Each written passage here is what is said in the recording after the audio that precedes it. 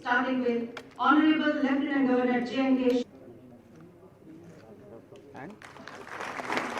Shri BVR Department of Forest, Ecology and Environment. Thank you so much, sir. Kindly comfortably. आदरणीय Shri BVR Subramaniam, मुख्य सचिव Jammu and Kashmir सरकार, आदरणीय Shrimati Sarita Chauhan, commissioner secretary forest ecology and environment, doctor Mohit Gel, आदरणीय महोदय, आपका पैगाम न सिर्फ हमारे ट्रेनिंग्स को बल्कि सारी फॉरेस्ट फ्रेटर्निटी की हौसला अफजाई करेगा। इस मौके पर हम आपका हार्दिक इस मौके पर मौजूद प्रशासन और महकमा जंगलात के वरिष्ठ अधिकारीगण का भी स्वागत है। हम प्रिंट का भी स्वागत है। हमें यकीन है कि आज का दिन हम सभी को जम्मू कश्मीर के जंगलों की हिफाजत करने और फॉरेस्ट गार्ड्स भी फ्रंट लाइन फोर्स की तरह ही काम करती हैं। कई बार यहाँ भी लोग ड्यूटी पर शहीद हो जाते हैं। पिछले 3 दशक Irfan Ali Shah IFS।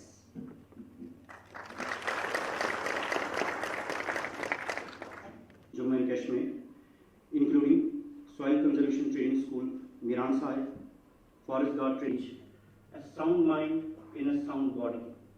All the trainees underwent vigorous physical training every morning from J&K Police Department, were deputed specially to these schools for more is 56 Forest Guards training course who joined the training in February 2020 at Forest Guard 66 Forest Guards training course who joined at परितंत्र की स्थिरता को सुनिश्चित किया जा सके।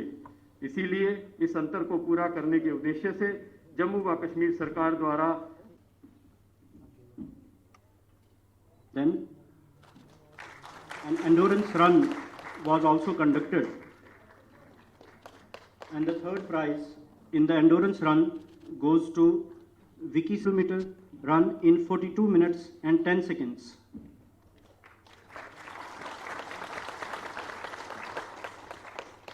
Now we come to academics. In academics, the third prize goes to Mr. Nitish.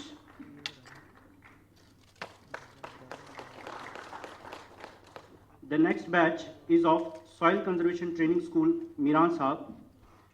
Run of length 10 kilometers has been backed by Mr. Vikram Chib, Forest Guard.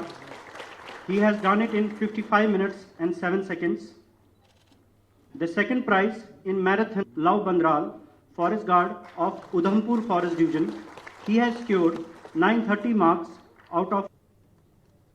इस training compendium में forest guards training में पढ़ाए जाने वाले सभी विषयों जैसे silviculture, botany, forest mensuration, forest law, wild life conservation इत्यादि के बारे में पाठ्यक्रम के अनुसार जानकारी जम्मू व कश्मीर के वन प्रबंधन की जरूरतों के मद्देनजर रखते हुए तैयार किया गया है। 2018 में हुई घटनाओं के आधार पर एवं रिमोट सेंसिंग की मदद से लगाया गया है।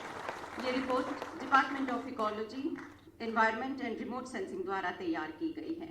इसकी मदद से उचित वन प्रबंधन द्वारा प्रसन्नता का विषय है कि आज मैं फॉरेस्ट गार्ड ट्रेनिंग के 32वें, 56वें तथा 66वें कुल मिलाकर 3 प्रशिक्षण पाठ्यक्रमों के पासिंग आउट समारोह के अवसर पर आपके बीच उपस्थित हूँ। आप में से अधिकांश फॉरेस्ट गार्ड ट्रेनिंग ग्रेजुएट तथा पोस्ट ग्रेजुएट हैं और इंजीनियरिंग एवं सूचना प्रौद्योगिकी सहित विभिन्न एजुकेशनल बैकग्राउंड से आते हैं। ये गर्व का विषय है।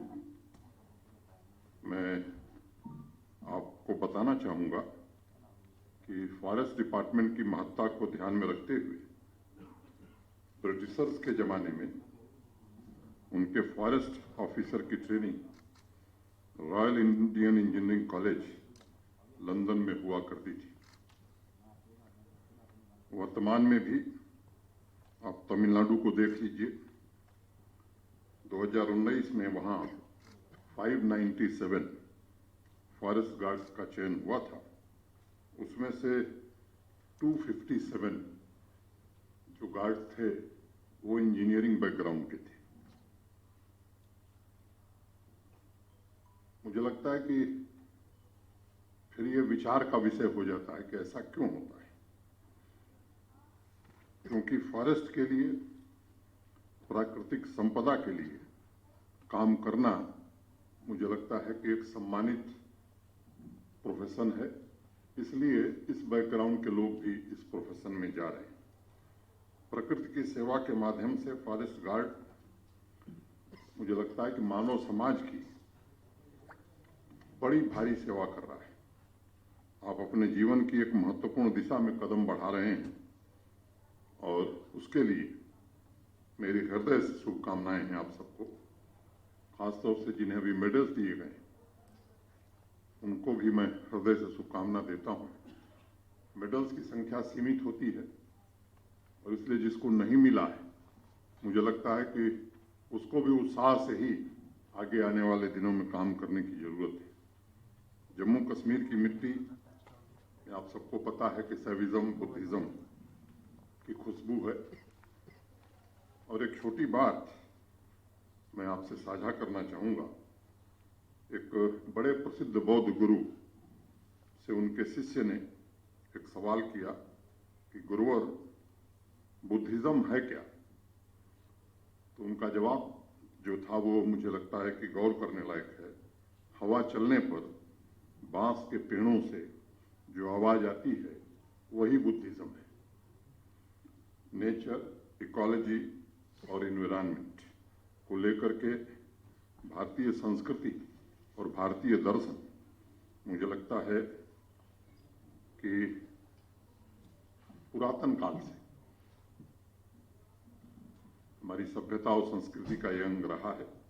और आज जो सभी 98 फॉरेस्ट गार्ड्स ट्रेनिंग के साथ, मुझे लगता है कि ये निश्चित रूप से उनको ध्यान में रखना होगा। कुछ दिन पहले एक मैगजीन ने फॉरेस्ट गार्ड्स के लिए एक शब्द इस्तेमाल किया, अनसंग हीरोज, ने गुमनाम नायक। मुझे लगता है कि फॉरेस्ट गार्ड या वन रक्षक ये हीरो हैं, लेकिन ये गुमनाम नहीं है। जिन मुश्किल इलाकों में आगे चलकर आप और आपके सीनियर अफसर रोज काम करते हैं और अनगिनत बाधाओं से जूझते हैं, चाहे वह शिकारियों से निपटना हो, अतिक्रमणकारियों, तस्करों, माफियाओं से लोहा लेना हो, आजकल बढ़ रहे मैन एनिमल कॉन्फ्लिक्ट को संभालना हो, जंगल की आग से जूझना हो, मैं मानता हूं कि जान जोखिम में डालकर प्रकृति और प्राकृतिक संसाधन के लिए जो काम करता है वो अनसंग हीरो नहीं है, वह रियल हीरो है, ऐसा मैं मानता हूं। मुझे लगता है कि पूरे हिंदुस्तान में जब भी पर्यावरण संरक्षण तथा प्रोजेक्ट टाइगर जैसे सफल अभियानों की चर्चा होगी, उसमें योगदान देने वालों में फॉरेस्ट गार्ड्स का नाम सबसे ऊपर लिखा जाएगा। आज अगर एशियाटिक शेरों की संख्या में 30 प्रतिशत की वृद्धि दर्ज की गई है, तो इसमें उनका श्रेय है। वृक्षारोपण को अभियान की तरह चलाया जा रहा है आज, उसका श्रेय भी मैं समझता हूं कि फॉरेस्ट गार्ड्स को जाता है। मित्रों, हर साल जब 5 जून को विश्व पर्यावरण दिवस मनाया जाता है, तब देश नहीं पूरे विश्व में समस्त सृष्टि की रक्षा करने के लिए आप लोगों के कठिन परिश्रम को याद किया जाता है। और आप तो बखूबी जानते हैं कि भारत की संस्कृति, भारत की परंपरा में पेड़ों का कितना महत्व है। हमारे यहाँ तो पेड़ की पूजा की जाती है। हमारे यहाँ जंगल सभ्य समाज का अभिन्न अंग माने जाते हैं। ज्ञान, तप, शिक्षा सब जंगल से ही निकले, और इसी सभ्यता की रक्षा की जिम्मेदारी आप सबके ऊपर आज आ पड़ी है। जंगलों, पहाड़ों और नदियों के बिना हमारा अस्तित्व नहीं है, और ना ही हमारे बिना उनका अस्तित्व है। हम बाहरी दुनिया से नहीं, बल्कि एक दूसरे के साथ जड़ों की गहराई से जुड़े हुए हैं।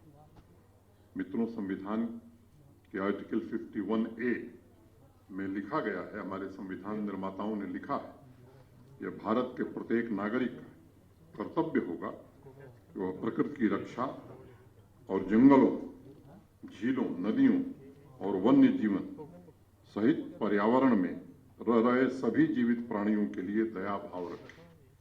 मैं समझता हूं यह हर भारतीय का कर्तव्य है, और इसलिए मैं मानता हूं कि आप सिर्फ नौकरी नहीं कर रहे हैं, बल्कि संविधान में उल्लिखित निर्देशों का 100% पालन हो, खुद भी करेंगे और लोग भी करें। इसके लिए आपको आने वाले दिनों में प्रयत्न करना है। आप सब को शायद कोर्स के दौरान आसाम के फॉरेस्ट गार्ड दिम्बेश्वर दास की कहानी जरूर बताई गई होगी। उन्हें अर्थ वॉरियर या जलवायु योद्धा भी कहा जाता है, और न जाने कितने कितने नामों से उन्हें पुकारा जाता है। ऐसे लोग केवल आपके लिए प्रेरणा स्रोत नहीं है, मुझे लगता है कि पूरे देश के लिए, पूरे समाज के लिए प्रेरणा स्रोत है। और मैं आपसे भी उम्मीद करता हूं कि जम्मू कश्मीर, जिसे हम फिरदौस, पैराडाइज, धरती की जन्नत कहते हैं, उसके प्राकृतिक संसाधनों की आप न सिर्फ रक्षा करेंगे, जैव विविधता को सुरक्षित रखेंगे, बल्कि जलवायु परिवर्तन की गति को भी इस यूनियन टेरिटरी में कम करने का पूरा प्रयास करेंगे। मैं आप लोगों को याद दिलाना चाहूंगा कि जम्मू कश्मीर के महानतम इतिहासकार कल्हड़ ने राज तरंगणी में लिखा है, यह ऋषि कश्यप द्वारा स्थापित ऐसा क्षेत्र है जहां सूरज धीमे से चमकता है, यहाँ अद्भुत प्रकृति के दर्शन होते हैं। कैलाश तीनों लोकों में सबसे उत्तम स्थान है, हिमालय कैलाश में सबसे उत्तम है, और कश्मीर में कश्मीर हिमालय में सबसे उत्तम जगह है, ऐसा इतिहासकारों ने लिखा है। जब इस खूबसूरत जगह को उसकी प्रतिष्ठा के अनुरूप बनाए रखने की जिम्मेदारी भी मुझे लगता है कि अब आपके कंधों पर आ पड़ी है। मित्रों, आप जम्मू कश्मीर के ग्रामीण तथा शहरी क्षेत्रों में लोगों के साथ मिलकर काम करेंगे, और उनकी आजीविका में सुधार लाने के लिए भी सरकार के, शासन के प्रतिनिधि के रूप में आगे आपको काम करना है।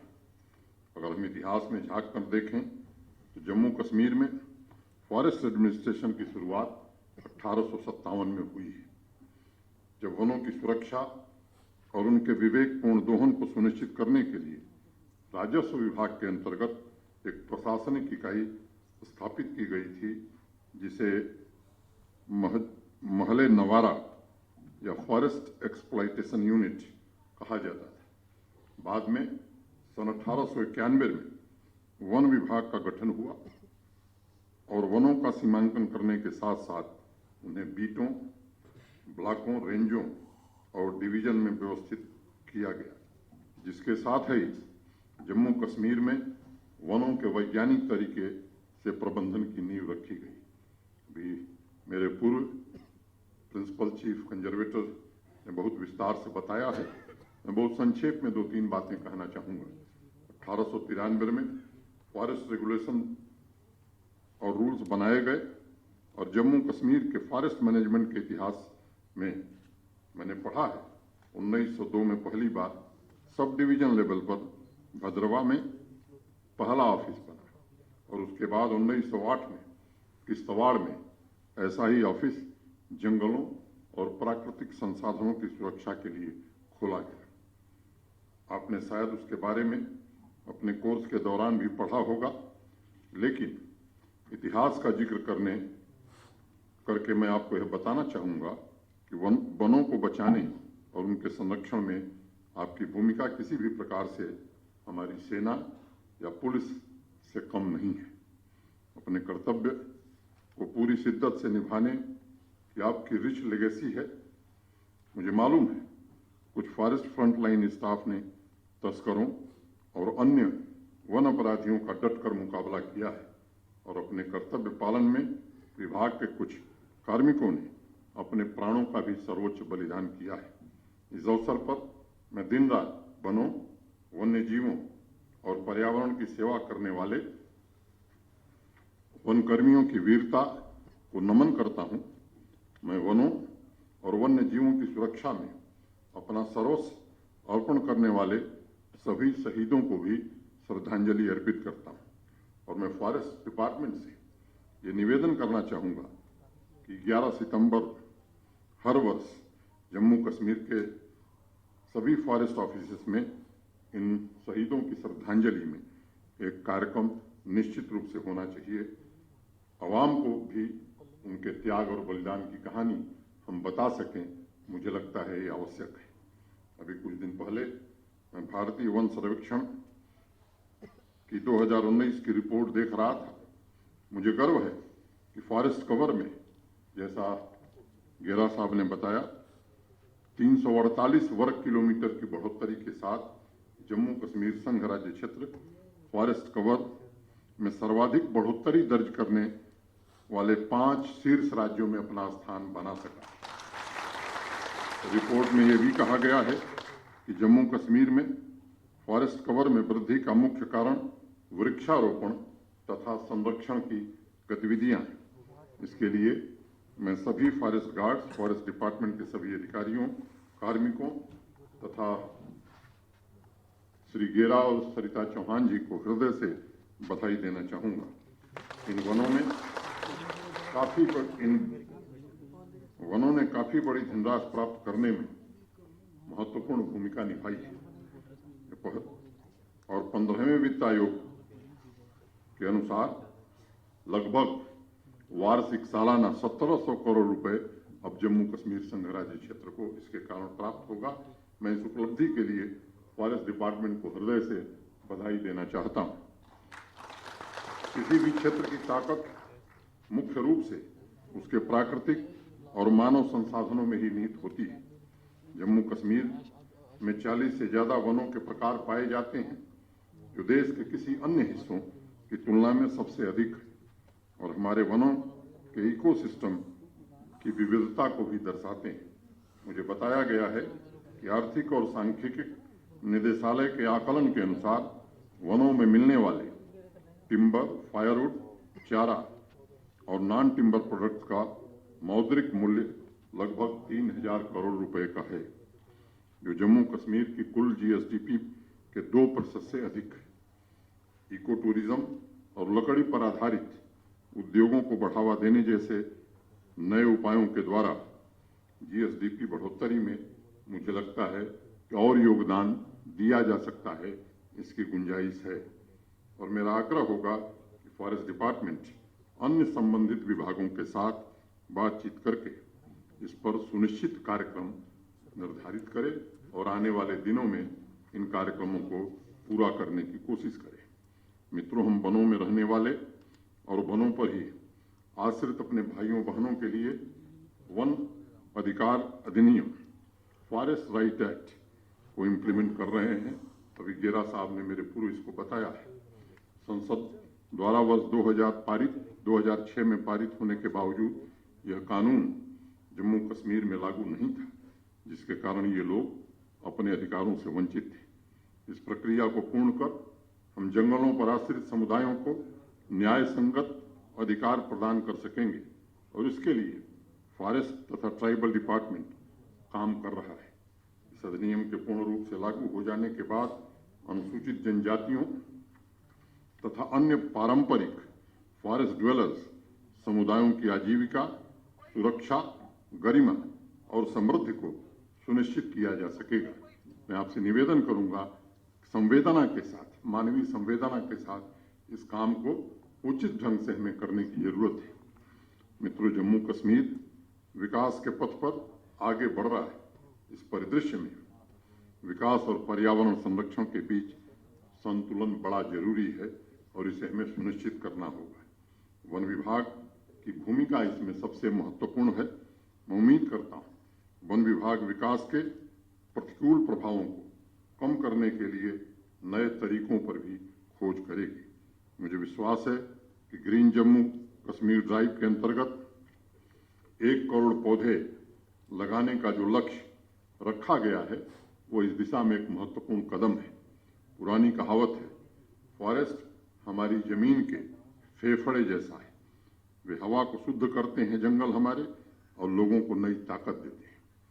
इसलिए अपने फॉरेस्ट कवर के लिए इकोलॉजी रेस्टोरेशन और संरक्षण के मॉडर्न तरीकों, टेक्नोलॉजिकल उपयोगों और सक्रिय जन भागीदारी की आवश्यकता हमें होगी।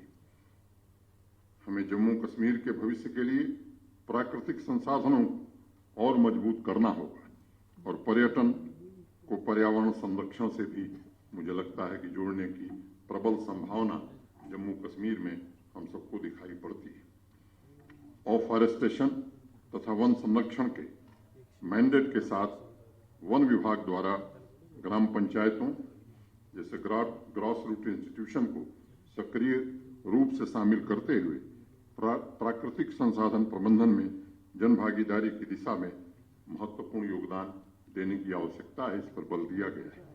फॉरेस्ट डिपार्टमेंट द्वारा अन्य स्टेक होल्डर्स जैसे स्थानीय शहरी निकायों तथा अन्य संबंधित विभागों, NGO तथा सिविल सोसाइटी के सहयोग से शहरी क्षेत्रों में पौधारोपण का काम किया जा रहा है।